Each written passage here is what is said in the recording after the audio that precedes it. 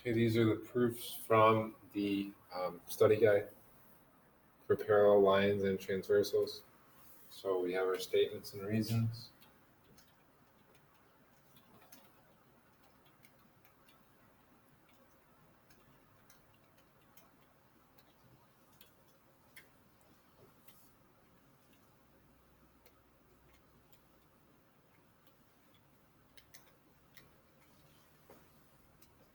So we start with our given.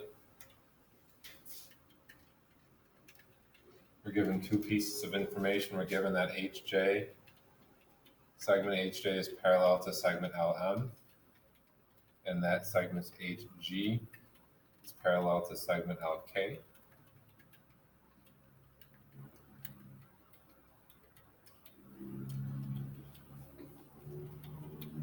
So first thing we want to look at is we want to prove that the measure of angle 5 is equal to the measure of angle 8. So that means we should start with angle 5 and try to get to 8. We can't go directly from 5 to 8 using any of our angle pairs, so we're going to have to go indirectly. So let's go from 5 to 7 and then 7 to 8. Okay, so we know that angle 5 is congruent to angle 7 by the corresponding angle theorem. So they're corresponding angles, so we start there. So the corresponding angle theorem tells us, or corresponding angle postulate,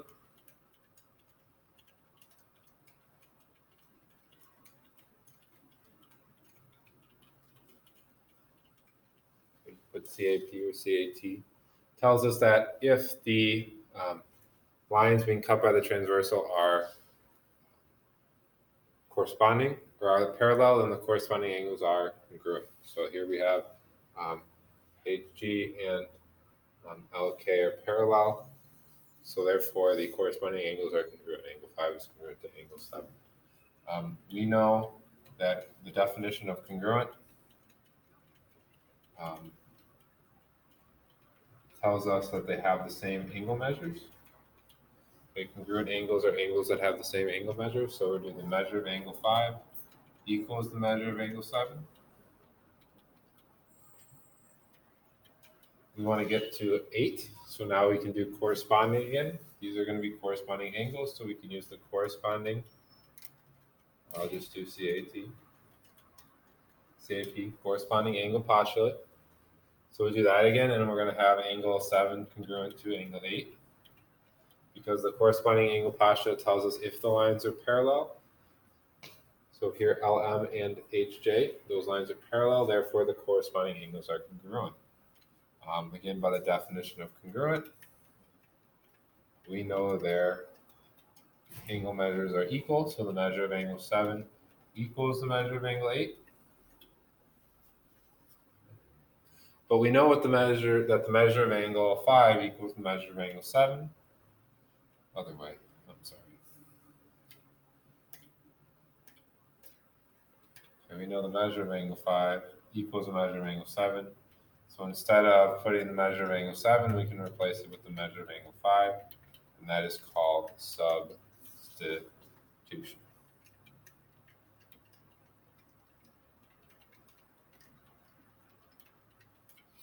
Okay, so corresponding angle theorem tells us 5 and 7 are congruent. Corresponding angle theorem tells us 7 and 8 are congruent. Since they're congruent, their measures are equal, and then we can substitute in the 5 for the 7. Or we could also do the transitive property of congruence or the transitive property of equality to say that since they both equal the measure of angle 7, they're going to equal each other. So substitution or transitive. So that's that one.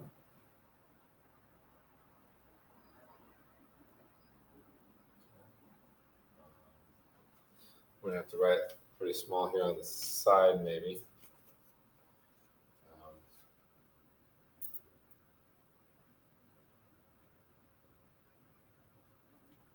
We can do it like this.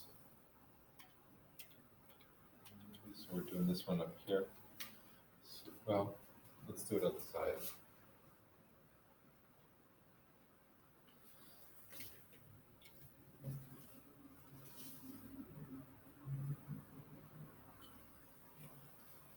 Statements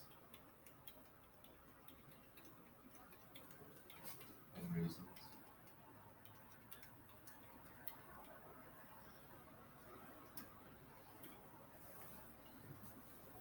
So we're given that M is parallel to N, and that A is parallel to B.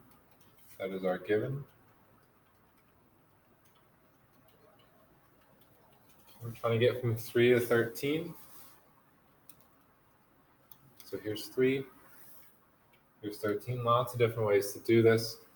I'm going to do corresponding to 11. So I'm going to use the corresponding angle postulate, CAP, corresponding angle postulate, which tells us if the lines are parallel, then the corresponding angles are congruent. So lines A and B are parallel. That's in our given. Therefore, the corresponding angles are going to be congruent. So angle 3, we go to angle 11. Okay. Then we also know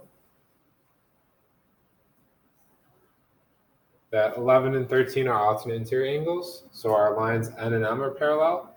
So by the alternate interior angle theorem, okay, which says if the lines are parallel, which they are, then the alternate interior angles are going to be congruent. Since they're both congruent to 11, angle 3 is going to be congruent to angle 13 by the transitive property.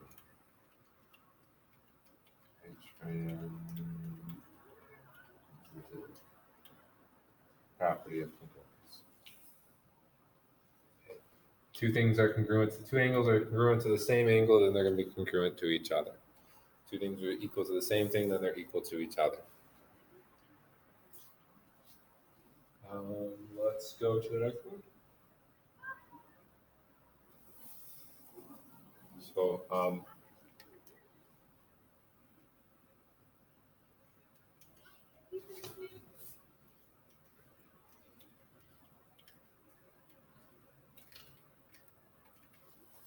okay, A and B's are parallel, M, L, and M are parallel. M and L. A is parallel to B. L is parallel to M. That's our given. Okay. We're trying to look at 15 and 6. So let's start with 6. So I'm trying to get to 15 in as few steps as possible. So I'm going to do alternate exterior and go from 6 to 4. Okay. So I know I'm going to use the alternate exterior angle theorem. Alternate exterior angle theorem, which says if the lines are parallel, the alternate exterior angles are congruent. We know A and B are parallel, therefore the alternate exterior angles 6 and 4 are going to be congruent. So this is angle 6 is congruent to angle 4. Okay. We can use the fact that they are congruent to say definition of congruent. Okay, we're going to use that to say the measure of angle 6 equals the measure of angle 4. Now we want to look for our other angle pair. So now we're at 4. We're trying to get to 15. Those are same side interior angles, so we're going to use the same side interior angle theorem. The same side or consecutive interior angle theorem tells us that if the lines are parallel, L and M are parallel, therefore the same side interior angles are supplementary. So this one's going to tell us that angle 4 and angle 5 are supplementary.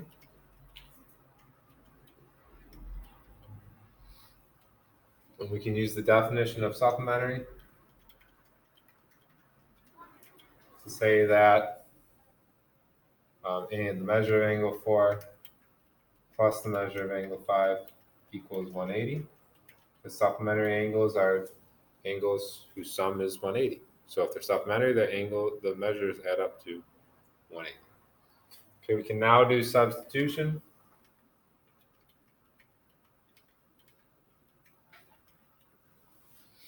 Okay, we know the measure of angle 6 equals the measure of angle 4, so we can substitute it in. This should be 15, not 5. Okay, so we're going to get the measure of angle 6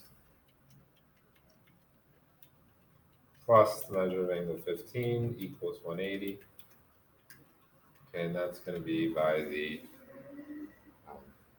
substitution.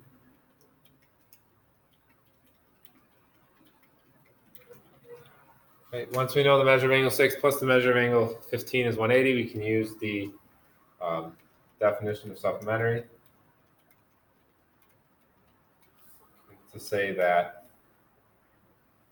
angle 15 and angle 6 are supplementary.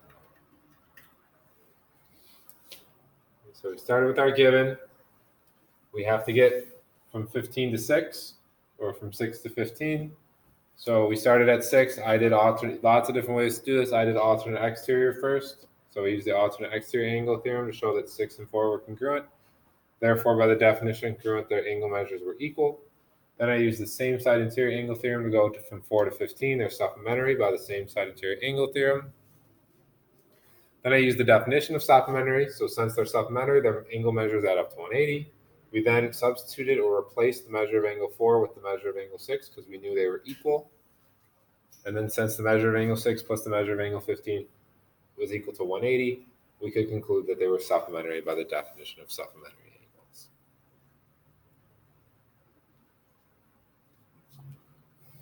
So that's your third proof there.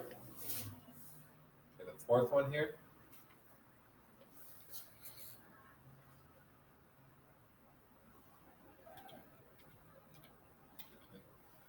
Let's put our statements. Reasons. Okay, we're trying to prove that the measure of angle 8 is 125, given that A is parallel to B, C is parallel to D, and the measure of angle 9 equals 125. That's our given. That's what's provided to us.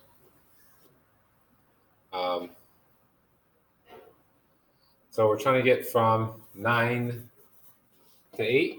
So I would always start with things that are congruent. So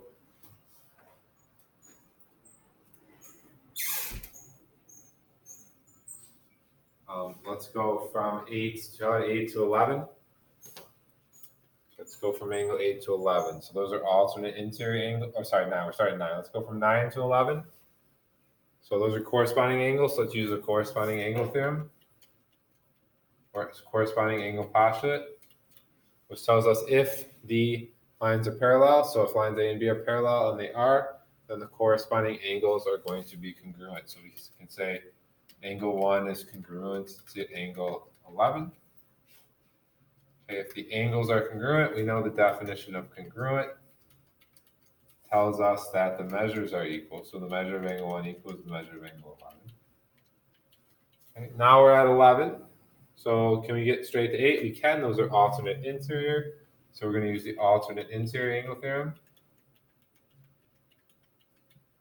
to tell us that angle 11 is congruent to angle 8. Okay, we therefore know the measure of angle 11 equals the measure of angle 8 by the definition of congruent.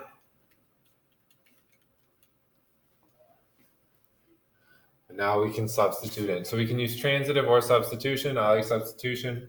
So we're going to replace the measure of angle 11 with the measure of angle 1. How did I get 1s? It's 9. 9 is congruent to 11. So therefore the measure of angle 9 equals the measure of angle 11. Okay. So since the measure of angle 9 and the measure of angle 8 are both equal to the measure of angle 11, we can substitute the measure of angle 9 in. So it's the measure of angle 9 equals the measure of angle 8. That was substitution.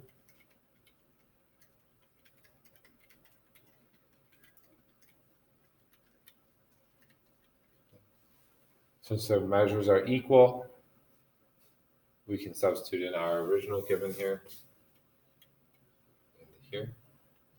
Okay, you could have substituted in here first, that's fine. Or you can substitute in at the end. That's either way is fine. So we're going to get 125 equals the measure of angle 8. And that is substitution.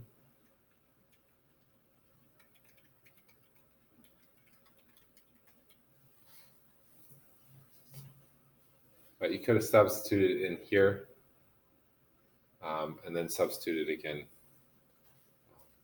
instead of substituting in the 11. Instead of substituting in the 9, you could have substituted in for the 9 up here and then substituted 125 directly in here. This is good enough. If we want to make it perfect, we can use the symmetric property to say the measure of angle 8 equals 125.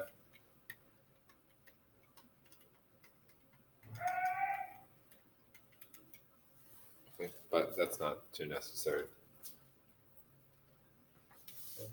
Let's do the last one here. So statements, reasons.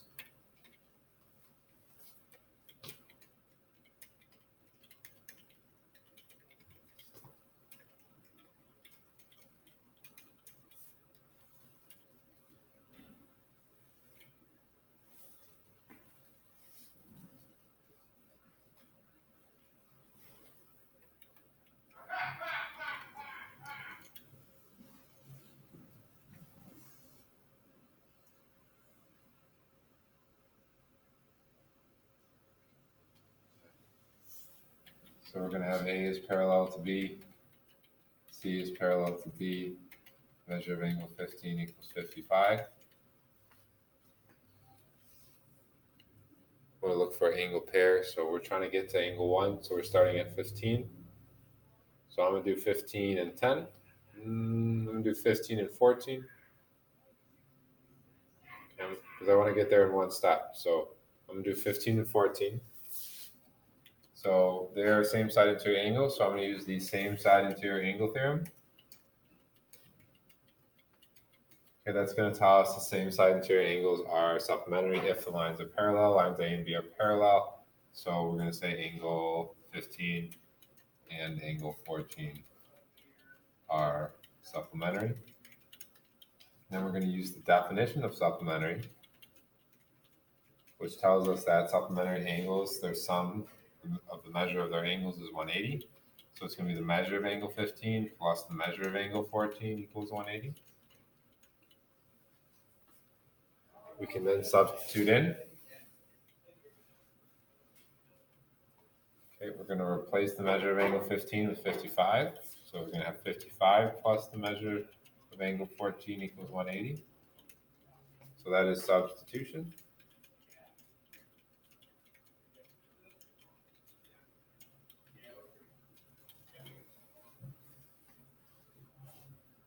We can subtract 55 from both sides. Okay, that's going to give us the measure of angle 14 equals 125. That's subtraction property of equality.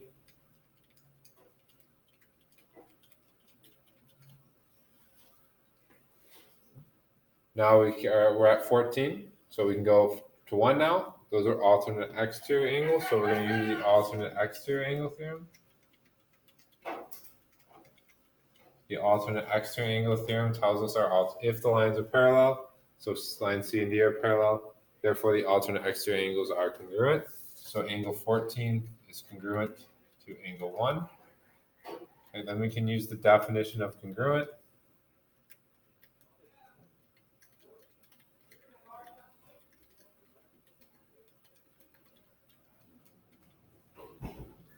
Okay, to tell us that the measure of angle 14 equals the measure of angle 1.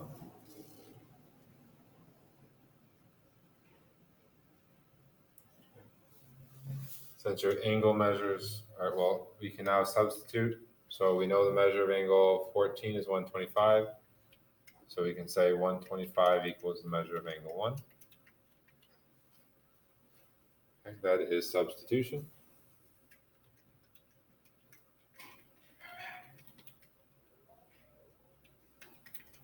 Okay, and then our last step here, again, this is fine. You can finish, that's fine. Good enough. But we can do the symmetric property will tell us the measure of angle 1 equals 125. That is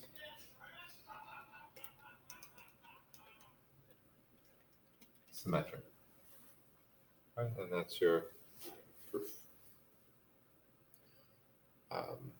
So those would be what your level 4 proofs look like on the quiz and test.